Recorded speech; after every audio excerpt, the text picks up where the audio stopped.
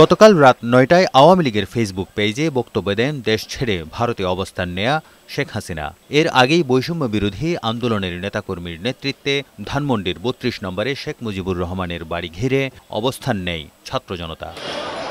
পরিস্থিতি বিবেচনায় বিএনপির স্থায়ী কমিটির সদস্য হাফিজউদ্দিন আহমেদ জানান, দেশকে অস্থিতিশীল করতেই এমন বক্তব্য দিয়েছেন শেখ হাসিনা।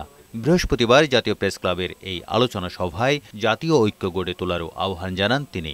বাংলাদেশকে শেখ হাসিনা ভারতে বসে আনস্টেবল করতে চান, দেশ বিশৃঙ্খল পরিস্থিতি হোক এটা তিনি চান। এই বিশৃঙ্খলা তিনি উস্কে দিচ্ছেন। গতকালকে যে ঘটনা ঘটেছে এটি কারা করেছে এই তথ্য আমাদের কাছে নেই।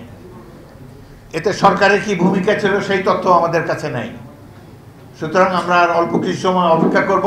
অপূর্ণ তথ্য নিয়ে মন্তব্য করা সঠিক নয়, সেই জন্য আজকে কোনো মন্তব্য করতে চাই না এই মুহূর্তে। তবে আমরা আশা করি যে এগুলা গণতন্ত্রকে ধ্বংস করার জন্যে হয়তো আগামী দিনে গণতন্ত্রের পথে বাধা হয়ে দাঁড়াতে পারে। এই জন্য কেউ কেউ হয়তো বিশৃঙ্খলা সৃষ্টি করার চেষ্টা করতে পারেন, এবং বিশেষ করে এর মধ্যে প্রতিবেশী রাষ্ট্রের কোনো হস্তক্ষেপ আছে কিনা সেটিও আমরা জানার চেষ্টা করব। মার্চ ফর জাস্টিস কর্মসূচির অংশ হিসেবে ছাত্রলীগের সন্ত্রাসী কর্মকাণ্ডের বিচারের দাবিতে ঢাকা বিশ্ববিদ্যালয় ক্যাম্পাসে মিছিল করে জাতীয়তাবাদী ছাত্রদল। ভিসি বরাবর স্মারকলিপিও দেয় সংগঠনটি।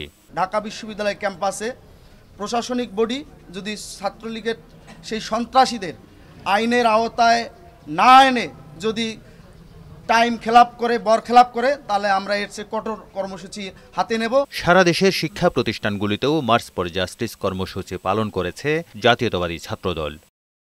তারেক শিকদার, বৈশাখী সংবাদ, ঢাকা।